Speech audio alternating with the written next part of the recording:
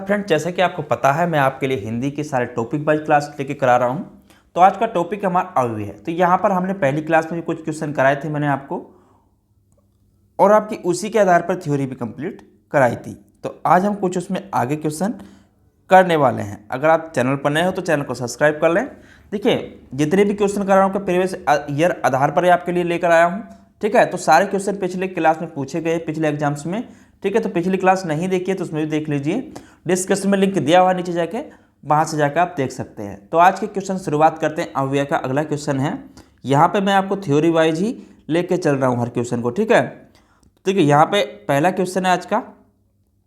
तो यहाँ पे वह पढ़ता है लेकिन बात भी बहुत करता है, तो व्याकरण की दृष्टि से रेखांकित शब्द को पहचानिए। यानी कि हमें ये बताना है ये शब्द क्या है। यहाँ पर जो रेखा खींची है तो इस शब्द को बताना है ये शब्द क्या है। तो यहाँ पर देखिए, तो ये शब्द आपका लेकिन जो है ये क्या शब्द है। देखिए, लेकिन की अगर बात करें तो लेकिन जो है आपका, देखिए यहाँ पे एक चीज़ नोट कर लें, जो लेकिन है वो आपका अव्यय शब्द है। ठीक है, क्या है आपका अव्यय शब्द है। अब अव्यय शब्द होते क्या, देखिए जिन शब्दों के, यहाँ पे अगर मैं कहूँ जिन शब्दों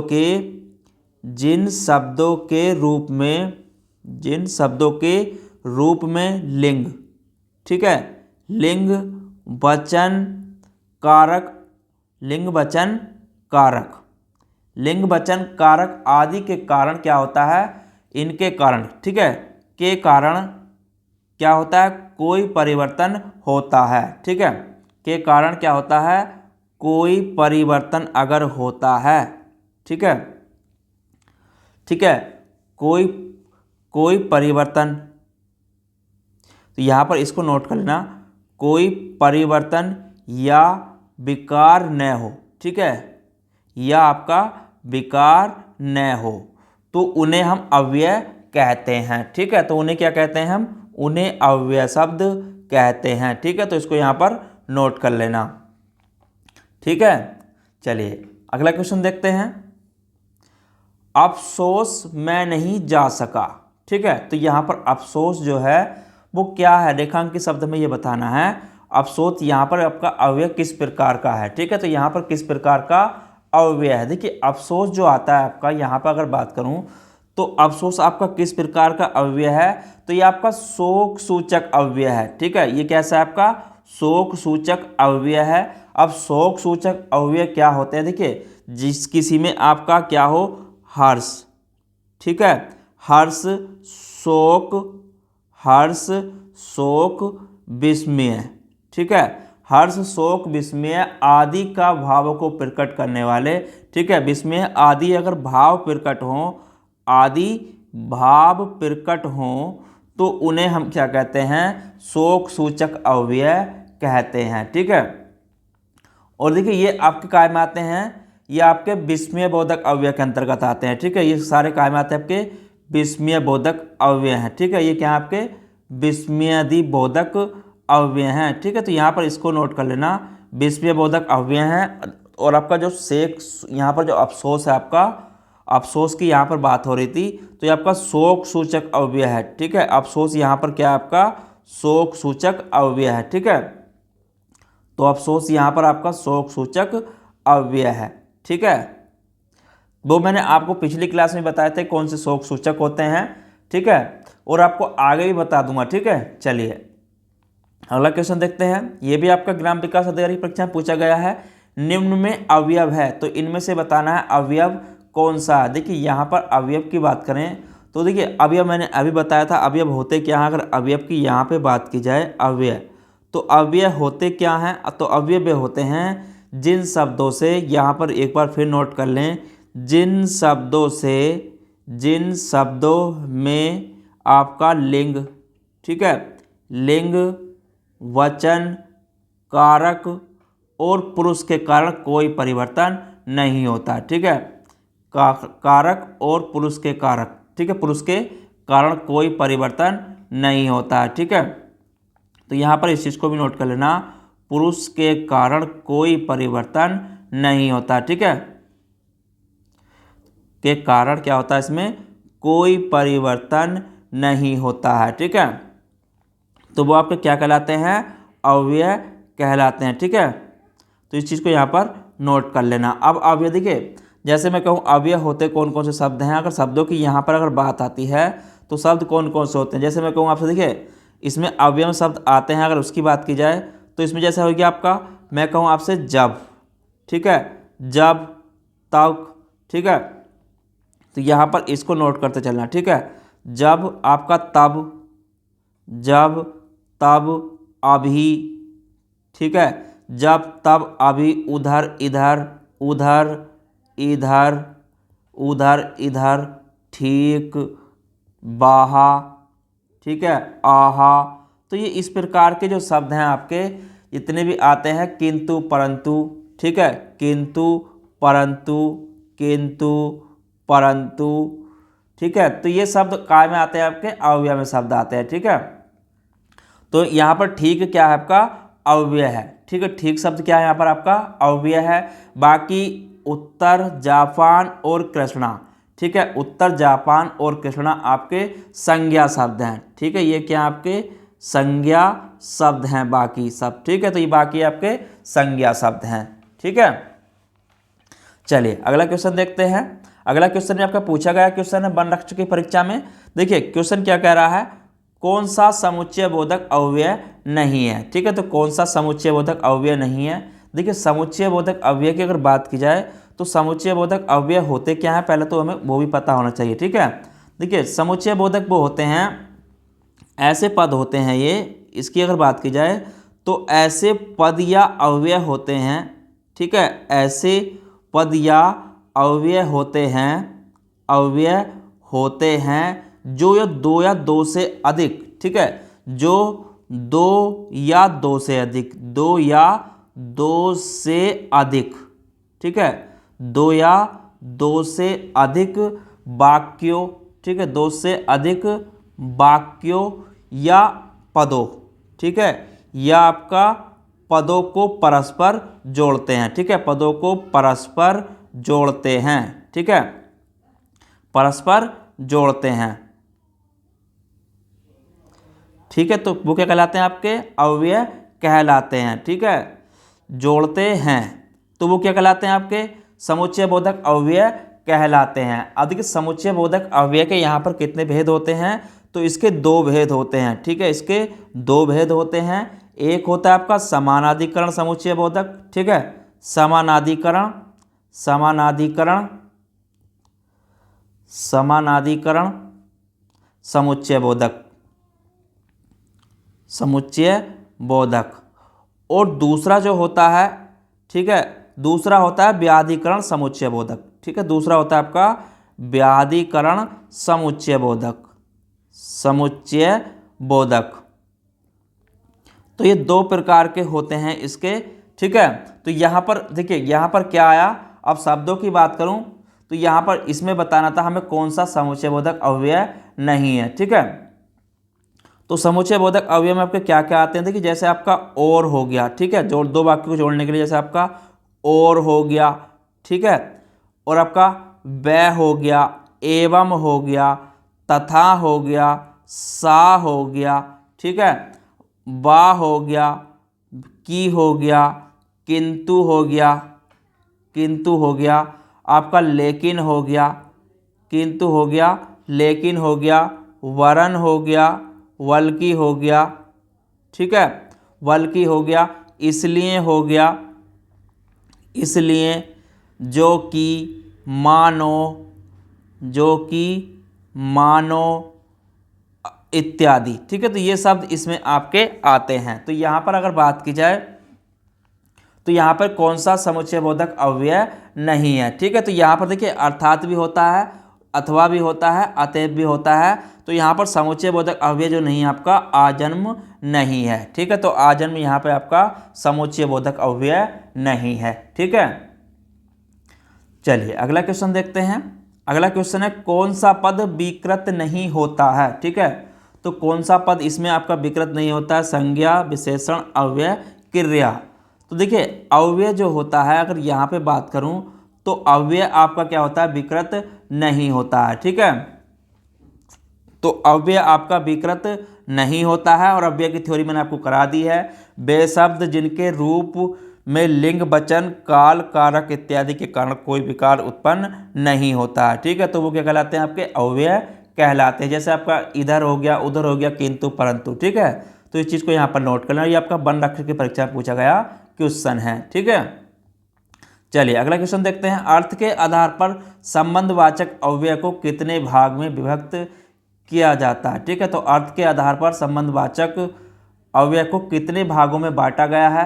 तो अर्थ के आधार पर अगर बात करूं तो अर्थ के आधार पर संबंधवाचक को 13 भागों में बांटा गया। ठीक है, कितने में बांटा गया? आपका 13 भागों में बांटा गया है।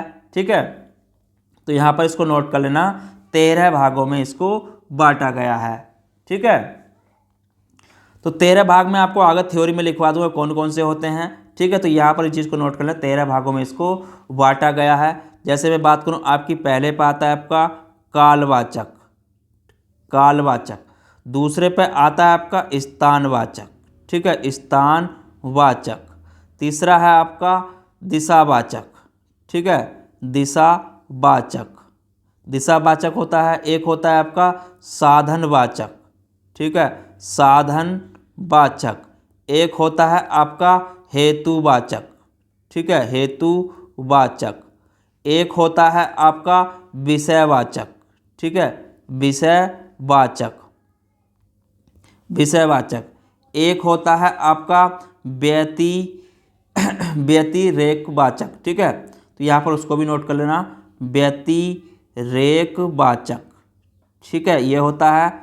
एक होता है आपका विनिमयवाचक।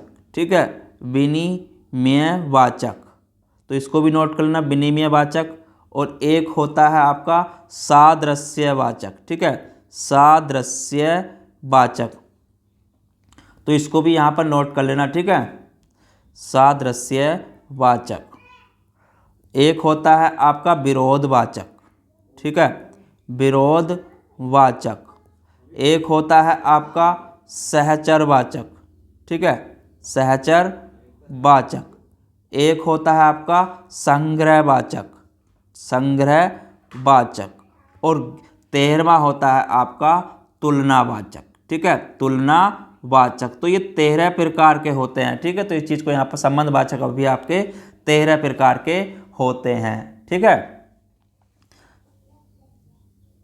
चलिए अगला क्वेश्चन देखते हैं।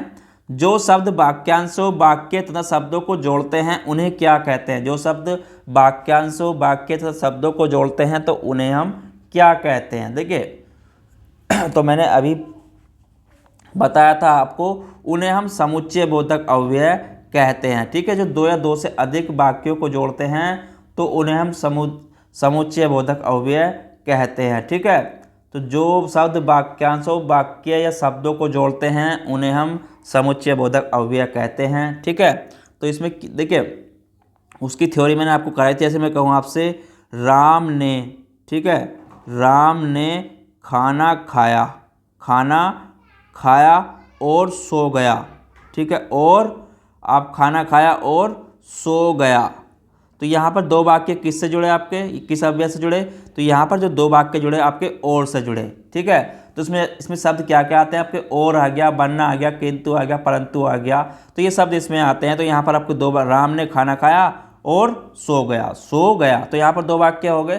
ठीक है, तो दो उपवाक्य जब वाक्य जोड़ते हैं तो वहाँ पर आपका समुच्चय बोधक अव्यय होते हैं। ठीक है, चलिए अगला क्वेश्चन, निम्न में अव्यय है तो इनमें से अव्यय बताना है, और ये क्षेत्र युवा कल्याण अधिकारी परीक्षा में पूछा गया क्वेश्चन है। तो इसमें अव्यय कौन सा? देखिए अव्यय शब्द वे होते हैं जहाँ पर मैंने आपको बताया था जिसमें आपका लिंग, वचन, पुरुष, कारक आदि के कारण कोई विकार उत्पन्न नहीं होता है। जैसे मैं कहूँ आपसे, देखिए जैसे आपका यहाँ पर अगर बात की जाए तो आपका आहा, आहा यहाँ पर आपका अव्यय है। ठीक है, तो ये विस्मयबोधक अव्यय है, आहा, हाय, वाह, शाबाश। ठीक है, तो बहुत सारे अव्यय होते हैं जिसमें आपके आते हैं।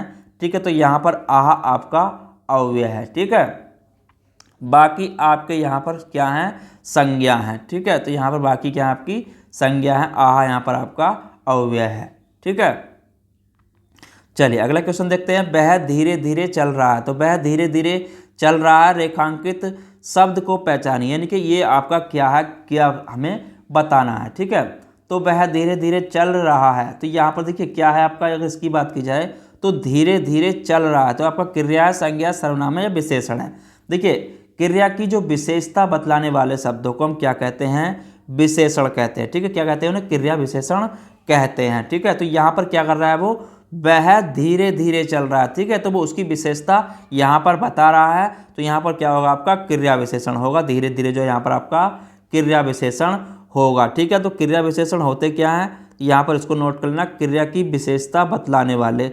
ठीक है, क्रिया की विशेषता बतलाने वाले, विशेषता बतलाने वाले शब्दों को हम क्रिया विशेषण कहते हैं। ठीक है, शब्दों को क्रिया विशेषण कहते हैं। ठीक है, तो इसको भी यहाँ पर नोट कर लेना। ठीक है, क्रिया विशेषण कहते हैं, तो यहाँ पर इसको नोट कर लेना। ठीक है, देखिए तो यहाँ पर वह धीरे धीरे चल रहा है, तो यहाँ पर क्या है, यहाँ पर चलने की प्रक्रिया हो रही है। ठीक है, क्या हो रही है, यहाँ पर चलने की क्रिया हो रही है। ठीक है, इसमें क्या हो रहा है आपका, चलने की क्रिया यहाँ पर हो रही है। ठीक है, धीरे धीरे चल रहा है, तो वहाँ पर चलने की क्रिया आपकी हो रही है। ठीक है, तो इसलिए यहाँ पर आपका एक क्रिया विशेषण है। ठीक है, चलिए अगला क्वेश्चन देखते हैं।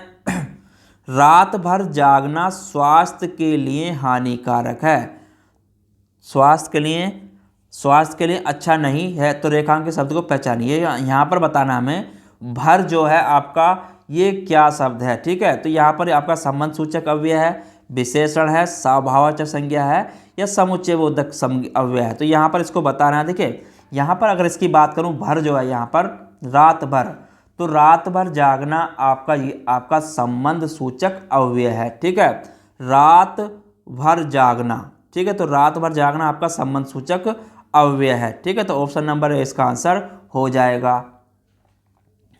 चलिए अगला क्वेश्चन है, जिन अवयव का संबंध वाक्यों से नहीं है, वक्ता के हर्ष, शोक आदि भावों से होता है, तो उन्हें क्या कहते हैं। देखिए मैंने अभी बताया था आपको, जिसमें भी आपका कहीं भी आपका हर्ष, शोक, ठीक है, हर्ष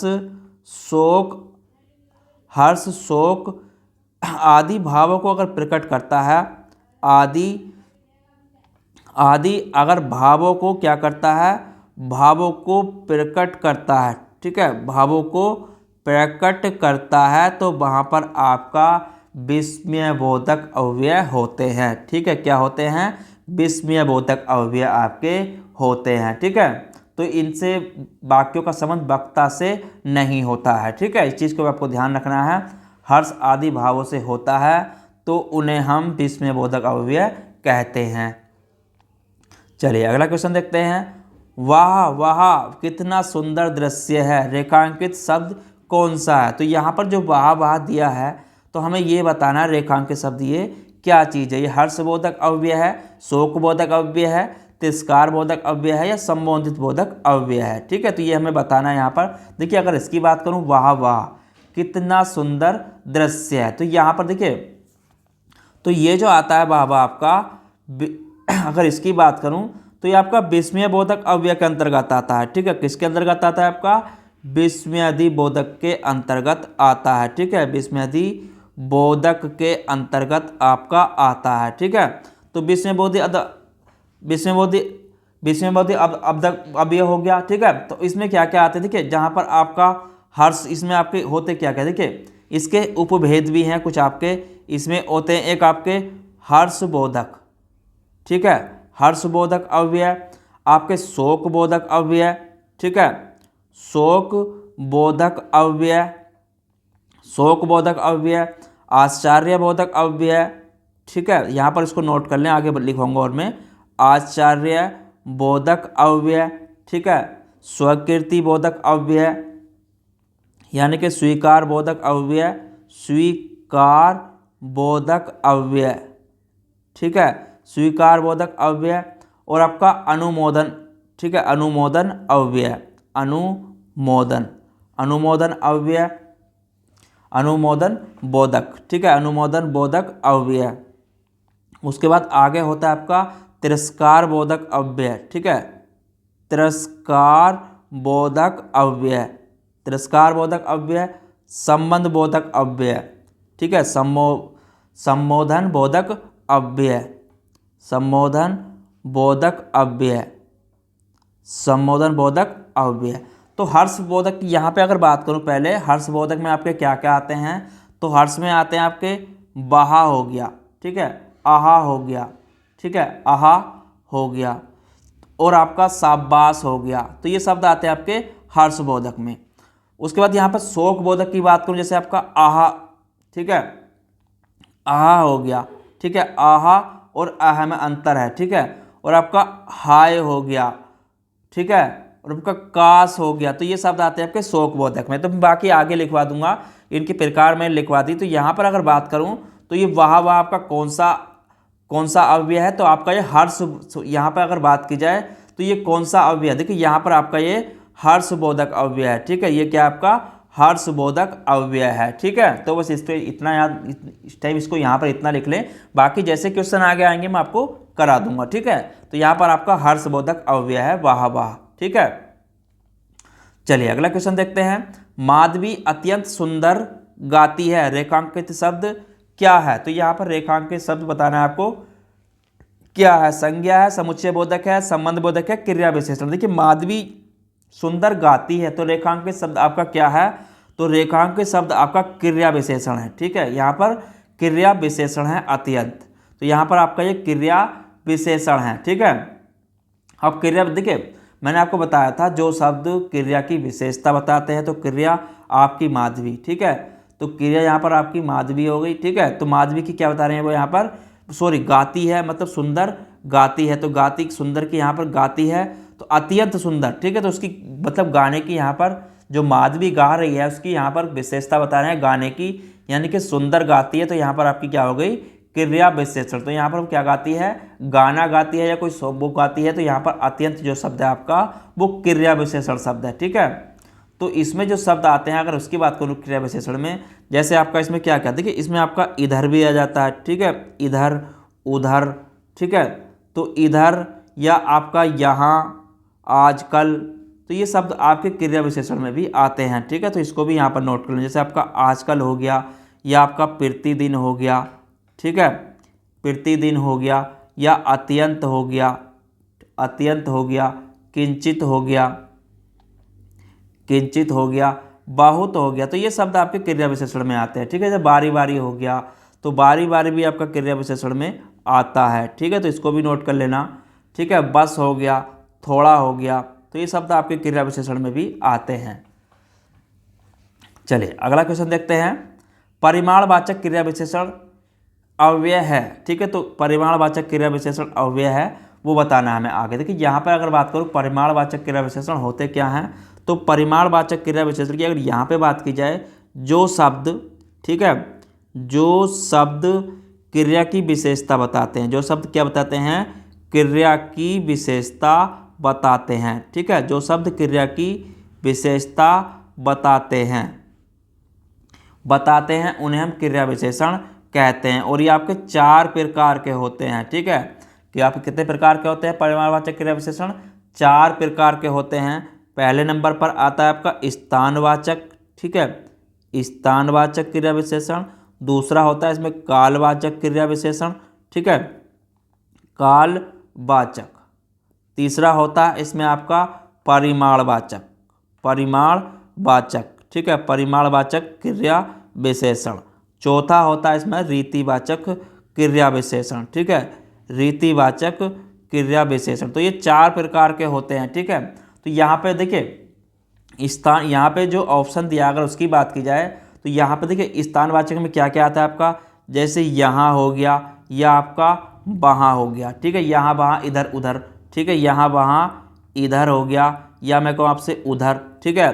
कालवाचक में क्या आते हैं आपसे, आपका रात भर हो गया, ठीक है, या आजकल हो गया, आजकल, आजकल हो गया, या हर बार हो गया, हर वार हो गया, प्रतिदिन आदि शब्द काय में आते हैं आपके कालवाचक में, ठीक है। उसके बाद परिमाणवाचक की बात करें, परिमाण में क्या क्या आते हैं आपके, जैसे आपका बहुत हो गया, अत्यंत हो गया, ठीक है, अत्यंत हो गया, या आपका थोड़ा हो गया, थोड़ा हो गया, या आपका तिल तिल हो गया, ठीक है, तिल तिल हो गया। ये आपका रीतिवाचक में। अब रीतिवाचक में क्या क्या आते हैं, जैसे आपका ऐसे हो गया, ठीक है, ऐसे हो गया, कैसे हो गया, ऐसे हो गया, कैसे हो गया, ठीक है। तो परिमाणवाचक में देखिए तो कैसे हो गया, और आपका कदाचित हो गया, ठीक है, कदाचित हो गया, तक हो गया, इसलिए हो गया, ठीक है।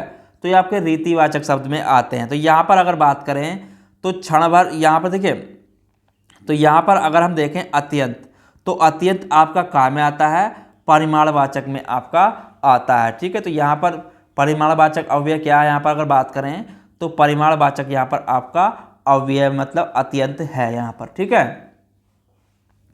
चलिए अगला क्वेश्चन देखते हैं। अगला क्वेश्चन क्या कह रहा है, अगला क्वेश्चन है आपका परिमाणवाचक क्रिया विशेषण अव्यय है। तो परिमाणवाचक क्रिया विशेषण अव्यय है, तो परिमाणवाचक यहाँ पर अगर बात करें, देखिए यहाँ पर अभी मैंने आपको लिखा था परिमाणवाचक में बहुत, अत्यंत, थोड़ा, तिल तिल। तो यहाँ पर मतलब कहने का हो गया जो परिमाणवाचक है इसमें अगर देखें तो इतना यहाँ पर आपका परिमाणवाचक अव्यय है, ठीक है। तो परिमाणवाचक क्रिया विशेषण यहाँ पर आपका इतना आपका क्रिया विशेषण है, ठीक है। चलिए अगला क्वेश्चन है, समुच्चय बोधक अव्यय को कहते हैं। समुच्चय बोधक अव्यय को किसे कहते हैं, अगर यहाँ पे बात करूँ तो दो परस्पर वाक्य को जोड़ने वाले, ठीक है, दो वाक्य को परस्पर जोड़ने वाले शब्दों को हम समुच्चय बोधक अव्यय कहते हैं, ठीक है। तो यहाँ पर इस चीज को नोट कर लेना, दो वाक्यों को परस्पर जोड़ने वाले शब्द, ठीक है, दो वाक्यों को परस्पर जोड़ने वाले शब्द, जोड़ने वाले शब्द, तो वो क्या कहलाते हैं, आपके समुच्चय बोधक अव्यय कहलाते हैं, ठीक है, ठीक है। तो ये आपके क्या होते हैं, अगर इनकी बात करूं तो देखिए ये सदैव क्या रहते हैं, अपरिवर्तित रहते हैं, ठीक है। ये सदैव आपके अपरिवर्तित रहते हैं, ठीक है। क्या रहते हैं, आपके अपरिवर्तित रहते हैं, अपरिवर्तित रहते हैं, और आपके अविकारी अवयव हैं, ठीक है। क्या आपके अविकारी अवयव हैं, ठीक है। तो अविकारी अवयव हैं, ये आपके अवयव हैं, ठीक है। तो अविकारी अवयव हैं, ये भी आपको ध्यान रखना है, ठीक है। तो तथा आपके अविकारी और आपके ये अवयव हैं, ठीक है। जैसे इसमें कोई भी परिवर्तन इसमें नहीं होता है, ठीक है। तो यहाँ पर बात आ रही थी समुच्चय बोधक को किसे कहते हैं, तो समुच्चय बोधक यहाँ पर क्या हो जाएगा, आपका अविकारी यहाँ पर हो जाएगा, ठीक है। तो यहाँ पर आपका अविकारी हो जाएगा, ठीक है।